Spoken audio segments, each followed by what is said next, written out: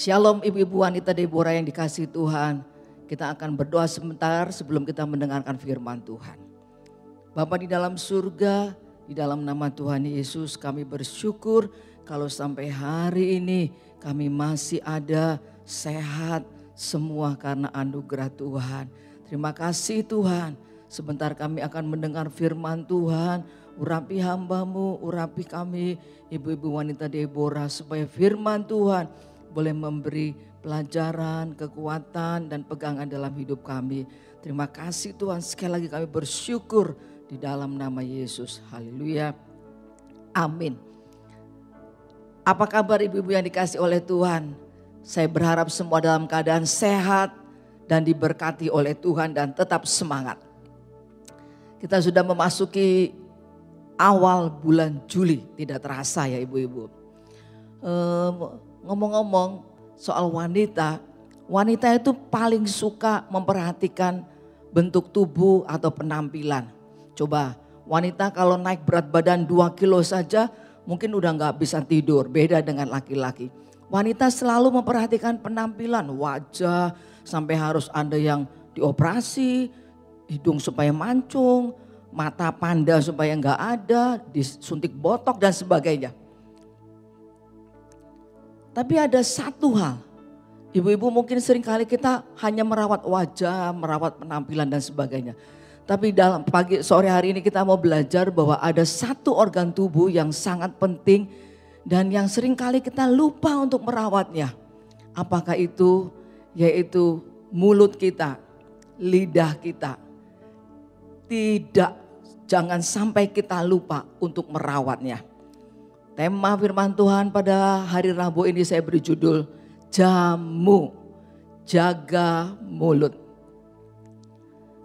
Di dalam Amsal 18 ayat 21 dikatakan, Amsal 18 ayat 21 dikatakan, hidup dan mati dikuasai lidah, siapa suka menggemakannya akan memakan buahnya. Hidup dan mati dikuasai lidah. Siapa suka menggemakannya akan memakan buahnya. Berarti perkataan kita itu adalah benih. Benih yang kita tabur. Mau mati atau mau hidup tergantung benih yang kita tabur. Dalam Mazmur 34 ayat 13 sampai 14 dikatakan. Siapakah orang yang menyukai hidup, yang mengingini umur panjang untuk menikmati yang baik? Jagalah lidahmu terhadap yang jahat dan bibirmu terhadap ucapan-ucapan yang menipu. Mazmur mengatakan siapa yang mau menikmati hari yang baik, bahkan dikatakan yang mau umur panjang. Lalu dinasehati jaga lidah, jaga mulut kita. Ada cerita legenda dari Kepulauan Solomon di Pasifik Selatan. Maka mereka mempunyai cerita yang sampai sekarang masih tersiar bahwa kalau mereka ingin menebang pohon yang besar, pohon yang sangat besar, yang kuat, susah untuk ditebang, mereka mempunyai adat atau cerita, maka mereka akan berkumpul, rakyat di pulau itu akan berkumpul dan mereka akan mengelilingi pohon tersebut, lalu mereka meneriaki dengan hujatan-hujatan, dengan kata-kata cacian, dengan kata-kata makian. Ibu-ibu mau percaya atau tidak? Konon katanya pohon itu daunnya lama-lama menjadi kering, rontok. Dahannya pun menjadi lemah, rantingnya pun menjadi lemah. Pohon itu lama-lama menjadi mati dan mudah untuk ditebang. Ibu-ibu yang dicintai oleh Tuhan, kuasa perkataan itu sangat dahsyat. Hari ini kita mau belajar 2 hal saja mengenai lidah atau mulut ini. Yang pertama, mulut itu, lidah itu mempunyai kuasa untuk menghancurkan. The power to destroy, kuasa untuk menghancurkan. Yakub 3 ayat 9 dan 10. Dengan lidah kita memuji Tuhan Bapa kita. Dan dengan lidah kita mengutuk manusia yang diciptakan menurut rupa Allah. Dari mulut yang satu keluar berkat dan kutuk. Hal ini saudara-saudaraku tidak boleh demikian terjadi. Seorang anak yang saya katakan namanya misalkan Brody. Dari kecil ibunya selalu meneriaki dia dengan kata-kata dan hujatan. Dari kecil ibunya selalu marah-marah, maki-maki, bahkan melempar sandal, menjewer. Setiap hari Brody itu diteriaki oleh ibunya dengan kata-kata yang kasar. Ibu-ibu tahu usia 17 Brody menjadi seorang preman. Brody menjadi seorang yang kasar. Brody menjadi seorang yang begitu hancur hidupnya. Dia sampai masuk penjara, membunuh, dan akhirnya kisahnya dia pun dibunuh oleh orang. Karena ada taburan kata-kata dari ibunya yang selalu meneriaki kata-kata yang kasar. Ibu-ibu yang dicintai oleh Tuhan, dengan mulut kita bisa mematikan seseorang. Bukan mematikan secara fisik, tetapi mematikan hidupnya. Mematikan masa depannya, mematikan potensinya. Ketika Nabi Elia mendengar kata-kata dari Isabel, bahwa satu hari aku pun bisa membuat kamu mati seperti kamu membunuh para nabi Baal. Ibu-ibu tahu Nabi Elia menjadi takut. Setelah menjadi takut tidak stop di situ. Mau mati. Perhatikan, begitu dahsyat sebuah kata-kata bisa menghancurkan, bisa membunuh seseorang. Ketika Goliat menantang barisan orang Israel, maka di dalam 1 Samuel pasal 17 dikatakan orang Israel menjadi takut, gemetar. Kata-kata yang jelek, kata-kata yang menghancurkan. Dan ingat kisah juga ibu-ibu, 12 pengintai, 10 pengintai di dalam Bilangan 13:31 dikatakan. Di dalam Bilangan 13 ayat yang 31 dikatakan, tetapi orang-orang yang pergi ke sana bersama-sama dengan dia berkata, perhatikan ini kata, kita tidak dapat maju menyerang bangsa itu karena mereka lebih kuat daripada kita. Kata-katanya kita tidak dapat maju menyerang bangsa tersebut. Ya benar, akhirnya 10 orang ini tidak bisa masuk. Kita tidak dapat maju. Tetapi beda dengan Joshua dan Kaleb. Bilangan 14 ayat 7, negeri yang kami lalui untuk diintai itu luar biasa baiknya. Lanjut ayat 8, jika Tuhan berkenan kepada kita, maka Ia akan membawa kita masuk ke negeri itu dan akan memberikannya kepada kita suatu negeri yang berlimpah-limpah susu dan madunya. 10 orang berkata, kita tidak dapat. Kata-katanya menghancurkan, kata-katanya melemahkan, kata-katanya selalu negatif. Ibu-ibu, kita belajar yang pertama, kuasa lidah. 1, kuasa untuk menghancurkan. Bisa menghancurkan anak kita, masa depannya. Dengan kata-kata kita, dasar kamu goblok, dasar kamu anak yang gak tahu diuntung dan sebagainya. Apalagi musim-musim seperti ini ibu-ibu. Ibu-ibu harus di rumah terus bersama anak-anak, ngajari mereka sekolah online. Dan banyak keluhan betapa kita tidak mudah untuk mengajar anak-anak lewat online. Mungkin kita emosi, mungkin kita tidak bisa tahan diri, marah, teriak-teriak, mukul barangkali kepada anak-anak kita.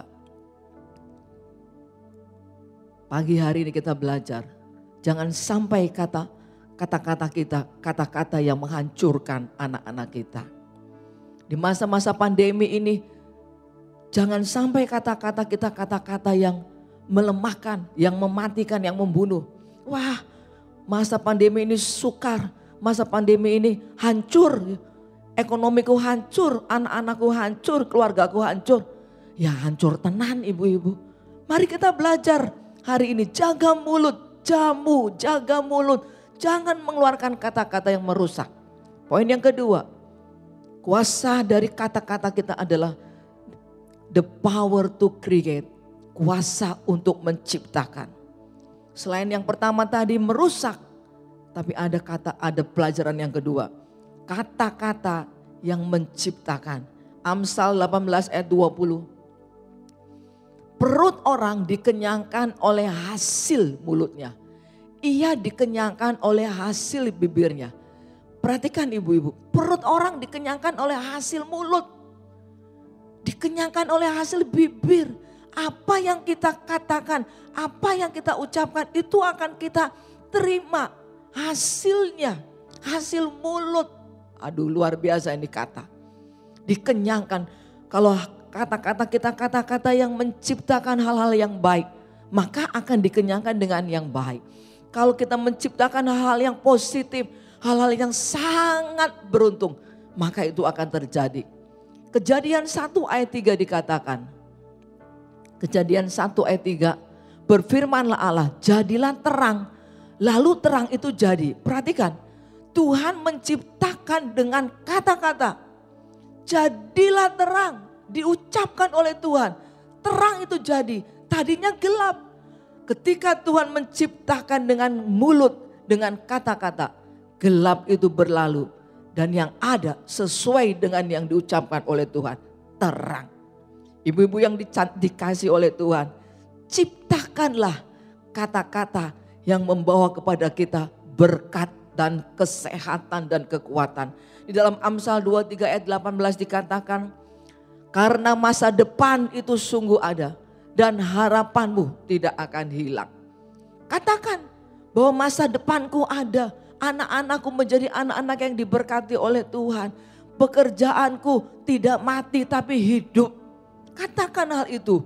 Di dalam Amsal 12 ayat 18 juga dikatakan, Amsal 12 ayat 18b, tetapi lidah orang bijak mendatangkan kesembuhan. Perhatikan ibu-ibu, ketika mungkin badan kita kurang enak di masa-masa seperti ini, berita-berita yang sangat menakutkan, kita bisa ucapkan kesembuhan. Dalam nama Yesus aku sehat, aku sembuh, aku tidak sakit. Ya tentunya kita tetap jaga protokol kesehatan. Tentunya kita tetap jaga imun kita supaya tidak lemah. Tapi bagian kita juga mengucapkan kata-kata yang baik. Kata-kata yang positif. Kata-kata yang mengandung janji-janji firman Tuhan. Hari ini hari yang diberkati oleh Tuhan. Hari ini berkat mengejar hidupku. Hari ini kesehatan ada. Keluargaku diberkati, pekerjaanku diberkati. Dalam nama Yesus aku hidup, aku sehat, aku kuat. Ibu-ibu yang dicintai oleh Tuhan, apa yang kita akan pilih?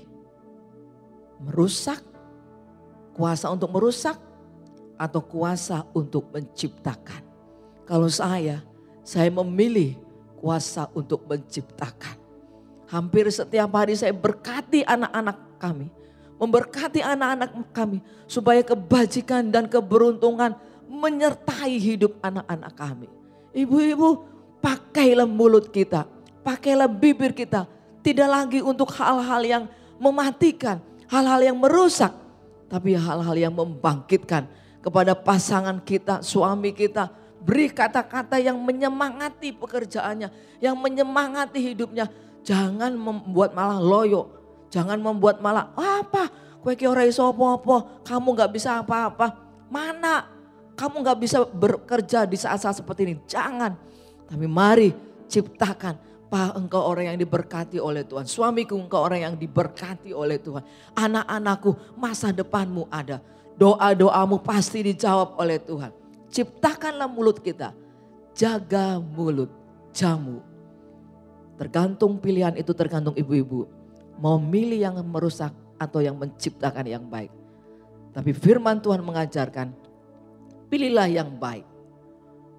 Ucapkan kata-kata berkat, ucapkan kata-kata kesehatan, ucapkan kata-kata hikmat, ucapkan kata-kata kebajikan dan kemurahan. Kata-kata firman. Tuhan Yesus memberkati. Amin. Mari kita tunduk kepala, mari kita berdoa. Pagi hari ini kalau ada di antara ibu-ibu yang sedang menghadapi mungkin pergumulan, yang sedang menghadapi masalah, yang sedang menghadapi mungkin hal-hal yang sangat menakutkan. Saya ingin berdoa buat ibu-ibu dalam nama Yesus. Tuhan, hamba-Mu sudah berhenti menyampaikan firman-Mu. Tuhan, terima kasih kalau Tuhan mengingatkan kami bahwa ada kuasa yang besar di dalam perkataan, di dalam mulut kami. Ampuni kami kalau sering kami mengucapkan kata-kata yang sia-sia, kata-kata yang bisa menghancurkan seseorang, kata-kata yang mungkin menghancurkan diri sendiri. Ampuni kami, biar mulai hari ini kami pakai mulut lidah kami untuk memberkati, untuk mengucapkan berkat, untuk mengeluarkan kata-kata firman. Karena firman itu ya dan amin. Terima kasih Tuhan. Hamba-Mu berdoa buat ibu-ibu wanita Deborah. Mungkin ada yang sedang bergumul menghadapi COVID, menghadapi penyakit. Biarlah kuasa darah Yesus, bilur-bilur Tuhan menyembuhkan segala sakit penyakit virus corona. Tuhan beri imun yang kuat. Tuhan beri kekebalan tubuh yang kuat. Beri jantung, paru-paru, oksigen yang kuat bagi ibu-ibu yang sedang berjuang melawan COVID. Kami juga berdoa buat perekonomian. Tuhan berkati rumah tangga ibu-ibu, rumah tangga, pekerjaan, usaha diberkati oleh Tuhan. Dan anak-anak kami menjadi anak-anak yang diberkati oleh Tuhan. Terima kasih ya Tuhan. Di dalam nama Yesus kami sudah berdoa dan mengucap syukur. Haleluya. Amin.